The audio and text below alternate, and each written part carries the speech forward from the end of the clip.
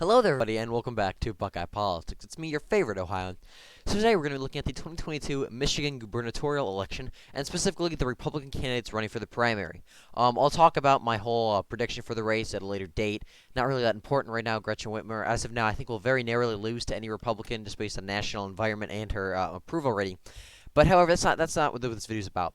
This video is analyzing the candidates for governor of Michigan and kind of just reading into them and kind of discussing the Republican primary. Because, going to be honest, until a few days ago, or about a couple weeks ago, really, when Trump held his rally in Michigan, I just assumed that the Chad, former police chief of Detroit, James Craig, was going to be the Republican nominee. I knew he was running. I knew he was leading in the polls very handily, and I honestly just assumed he would win, so I wasn't even going to look at this race. But then, Trump threw a complete monkey wrench in this race. Trump did a little bit of trolling, and at his rally, he shouted out one candidate for governor and one candidate for governor only, and that was Tudor Dixon. That's right. Trump, despite James Craig leading in the polls by overwhelming margins, even before the rally, Tudor Dixon was at 3%, James Craig was at 34%, Perry Johnson, Garrett Solando were both at 15, 16% respectively. But really, so if you want Trump to call out anyone, you expect it to be Soldano or Johnson. But no, Trump called out Tudor Dixon. She was the only candidate that Trump called out during his rally in Michigan.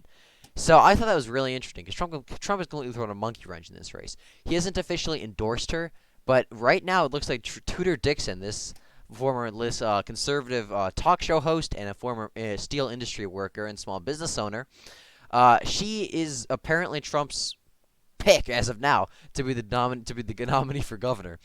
Like I said, she's not officially received the Trump endorsement, but since Trump has called her out, she has received the endorsements of quite a few people, including Bill Huizenga, who is a representative from Michigan's 2nd Congressional District, Lisa McClain, a representative from Michigan's 10th Congressional District, that is actually where my good friend NTEP lives. So NTEP, your representative has endorsed Tudor Dixon. The majority leader of the Michigan State Senate and former representative of the 65th District, Mike Shirkley, and the American Conservative Union. I thought this was the American Populist Union. I was like, oh, that's kind of base, but no, it's the American Conservative Union. And she also had the endorsement of Richard Grenell, who is a political operative, diplomat, TV personality, all that good stuff. Meanwhile, James Craig just has one representative endorsement. So, quite honestly, Tudor Dixon appears that she may actually be pulling an upset somehow. Granted, it looks like she's only pulling about 3-4%, but this was before Trump called her out. And believe it or not, the deadline to file for governor took place a couple of days ago in Michigan, and Tudor Dixon received more signatures than any other candidate running for the Republican nomination. So really, although she's not polling very well right now, similar to J.D. Vance, after she gets the Trump endorsement, after she does a little more campaigning, she could end up defeating James Craig in the primary and possibly winning. Now, right now, I don't think that's going to happen. I think since he has not officially gotten the Trump endorsement, I do think James Craig will win this race. But it is just interesting to note that Tudor Dixon, for whatever reason, and she's solid on the issues. I mean, she's better than most. She's relatively socially conservative. She's very populist on economics, which is good for Michigan. Like she does a lot with industry, and she's anti-immigration. So she's solid on issues like that. But really, she just reminds me of your generic Republican. She's not all that impressive, other than being a lot more fiscally populist and running a lot more on economics and right-wing populism on economics. Now, social issues, she's really just your generic Republican. She's barely even talked about social issues, as a matter of fact. It's mostly been about economics and maybe COVID, if you consider that a social issue, by calling out Gretchen Whitmer and trying to get the church jobs back. But really, other than that, Tudor Dixon is strictly a fiscally populist candidate. And she is getting the Trump endorsement. Not officially. Trump has not officially endorsed her, but she's the only candidate that has really been called out by Trump. So with that, let's look at James Craig. He is my preferred candidate in the race. He's an absolute Chad. He pretty much accelerated to the national spotlight after the 2020 Minneapolis riots, when he basically just went all in. So Detroit, if you look at Detroit, it's a heavy African American area. It's very has kind of a corrupt political history. It's a very large, very liberal area. You expect Detroit to have huge protests and huge riots after George Floyd. Not on this guy's watch. Not on James Craig's watch. There's, I think, one night of heavy protests and rioting. And then this guy just basically said, you know what? fuck you. He sent in the cops. He did everything he could. He did everything he could to get the National Guard. He talked to Trump about strategies to use across the country, and James Craig just basically said, "Yeah, no, you're not running in my city." He allowed the Detroit police force to use pretty much deadly force. Well, not deadly force, but under his watch, Detroit police effectively ran over protesters with their cop cars. They basically Detroit police did not mess around. They ran over protests with cop cars. They beat they beat anyone who did anything besides peacefully walk in the streets. They had guys in riot gear out in full force every night. Absolute chads. They were not messing around. It was actually really based, but. And so James Craig kind of accelerated to, he became kind of a Republican folk hero around then. He made appearances on Fox News. He worked with Trump to talk about ways that we could put down the riots across the country. And he basically was a law and order kind of guy. And after that, he announced he was running for governor of Michigan because he was very upset with the way that Gretchen Whitmer handled the riots. She basically just let them happen and let Detroit hang out to dry. He was tired of him being African American. He was tired of seeing how his community, how Detroit and other African Americans like him were disenfranchised by the Democratic Party despite voting for them for the last 50 years. And so he basically announced his run for governor. He's actually pretty based on the issues. Law enforcement, obviously, he wants to completely go full in law and order like he did in Detroit, which honestly is pretty based. I'm kind of on the Blue Lives Matter kind of stuff after the January 6th, the Canadian truckers in Canada, the way that the police treated those guys. I kind of am iffy on Back the Blue, but overall, Back the Blue stuff like this is actually really based. This is kind of epic, not gonna lie. So like I said, he's good. He's solid on law enforcement. He's good on infrastructure. He wants to fix the infrastructure of the country, of the state. The economy. He doesn't say a lot here, but he's actually pretty based on economic issues as well. He's basically really hammering after Whitmer's irresponsible pandemic response, which is a really good thing to talk about. Education, another big thing he has is he wants to completely fix the education system, take on CRT, basically make schooling better in Michigan. So he's based on that issue as well. Line 5, which is critical energy sources. He wants to do a lot to improve the energy.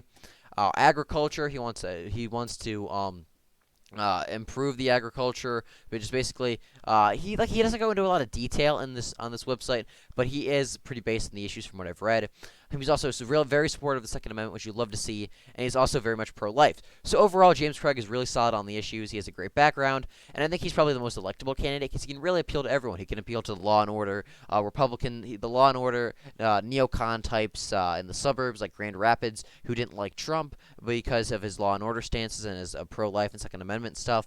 So he can appeal to those people. He can also appeal to the populist types in the agricultural types. I said because of his agricultural views, he can appeal to those types in the Upper Peninsula and the northern part of the state. And he can also appeal to just basically any Republican and any moderate that you can think of. So he's actually very solid. He's solid on the issues, and he is very electable. So I support James Craig for governor. Although Tudor Dixon's decent, and this other guy, Garrett Soldano, he's also really good on the issues as well. He's a little bit more of a Tea Party paleo-conservative type.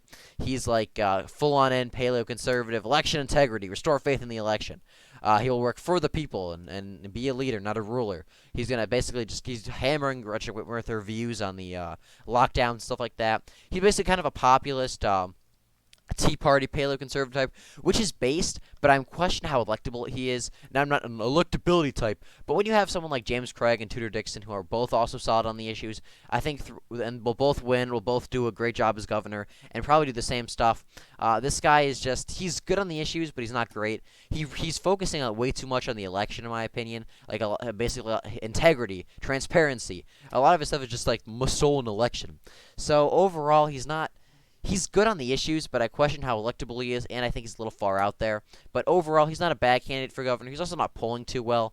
He was doing and they kind of got boosted up recently with this Trafalgar poll. But so he's a little more paleo-conservative type. He's a little more Freedom Caucus kind of type, which is good. But overall, I question how electable he is. And we have Michael Brown, who is I don't know much about him. I do know that he's endorsed by Ted Nugent. Michael Brown is endorsed by Ted Nugent to be for governor. That's his biggest endorsement. So that's a pretty base endorsement, in my opinion. Ted Nugent is solid on the issues. He's a funny guy. He's pretty epic. But like I said, this guy also has a really good platform as well. He's an agriculture. Look at all this stuff. He has a great agricultural, kind of relatively populist, pro-agriculture, pro-small business, pro-local farmer, which you love to see. That's very important to me. So he's solid on the agricultural issue. Education, he's anti-CRT, very anti-CRT. He's basically Glenn Youngkin type on education, which is also very based. Election reform, it's important to me, especially in Michigan. So this guy, look at this guy. This guy has actual things to solve the issues. Jobs in the economy. He's he's good for economics. He's very pro-life. Government regulations not too important out there. But yeah, like I said, this guy has a response to everything. So overall, Michael Brown's also a really solid candidate. So like I said, I support James Craig for governor, but honestly, Michael Brown, Garrett Soldano, and Tudor Dixon are all really solid on the issues. I would honestly support any one of them in the general. However, I do prefer James Craig for the primary. But like I said, really any of these four, I really like their platforms. I think they're all relatively electable. Garrett Soldano, on the electability part, but definitely Brown, definitely Dixon, definitely Craig. And overall, all of them, they're solid on the issues. They're they're great people running for governor. And I think that you could make a case for all of them. Like I said, I support James Craig. I have since the beginning. He's solid. He's not only solid in the issues, he's also very electable, and he just seems like a really good guy in my opinion. These guys all seem great too, though. I'm not trying to discredit any of them. I'm just saying that I prefer James Craig as of now. So with that, thank you for watching this video on the 2022 Michigan Gubernatorial Republican primary election. Hope you all enjoyed it. Be sure to like and subscribe for more.